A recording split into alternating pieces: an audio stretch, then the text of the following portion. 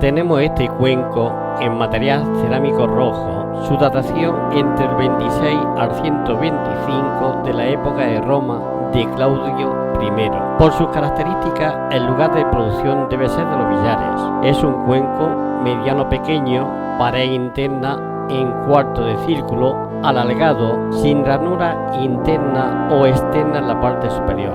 La moldura externa presenta una dirección oblicua, pendiente hacia abajo, se sitúa más bajo del punto medio de la altura del vaso, ocupando la zona superior más de la mitad de la altura total. Por otra parte, no presenta labio marcado, sino que es recto. El pie no es muy elevado, con asentamiento anular y sin mordura en la parte exterior del fondo, de sección más o menos triangular. Podemos ver este cuenco de cerámica roja. Es un cuenco medio pequeño, pared interna en cuarto de círculo alargado, con ausencia de ranuras. Externamente, la parte superior, por encima de la moldura, es casi vertical y la inferior oblicua. La moldura externa presenta una dirección oblicua, pendiente hacia abajo, y se sitúa en el punto medio de la altura del vaso. Está datado entre el 26 al 125 en la época de Claudio I y procede de los billares.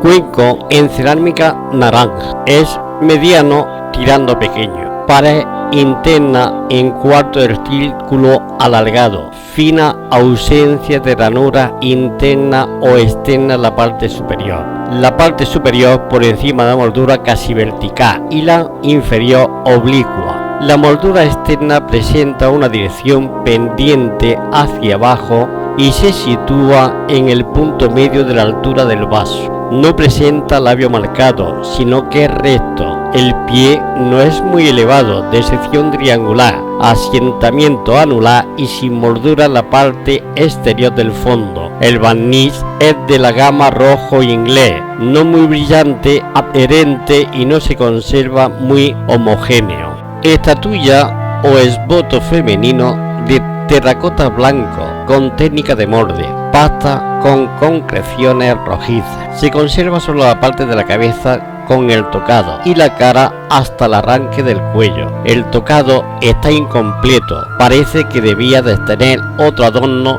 ya que hay un arranque y le cubre la cabeza. Los ojos no son almendados sino hundidos, además tiene marcada la boca y la nariz, no se conserva la parte trasera.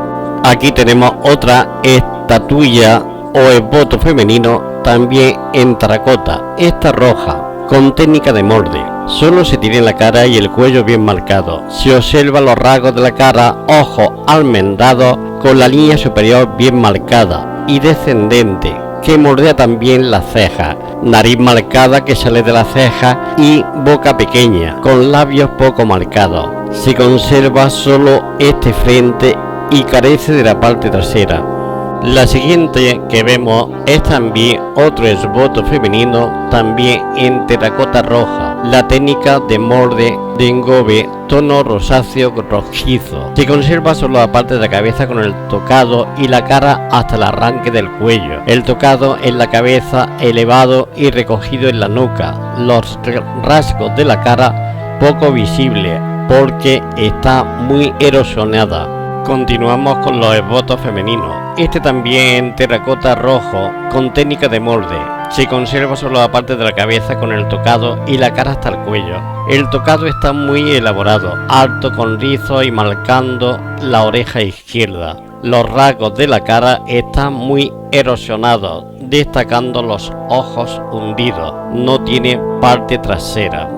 Continuamos con los esbotos femeninos. Este también es en terracota roja, con técnica de molde. Se conserva solo la parte superior, desde la cabeza con el tocado hasta la cadera. El título es Mujer con tocado. Se aprecia aún a pesar de la erosión los rasgos de la cara, la nariz y la boca. La silueta bien definida por medio del manto que cae desde el tocado y sobre los brazos, dejando descubierto el cuerpo por delante, marcando el pecho y ombligo. Destaca el vientre que lo tiene marcado. Puede que se trate de una Venus dedicada a la fecundidad, ya que parece que está embarazada.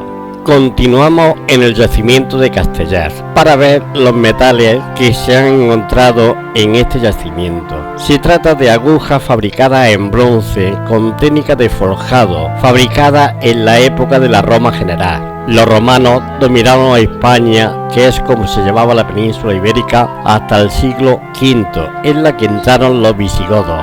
Este primero que vemos aquí es alargado, de sección plana. Conserva el agujero en un extremo y el filo apuntado en el opuesto. Se conserva totalmente recto, tiene una zona más ancha debajo del orificio, formando un rombo y no supera la anchura del orificio. El orificio está fracturado y pegado.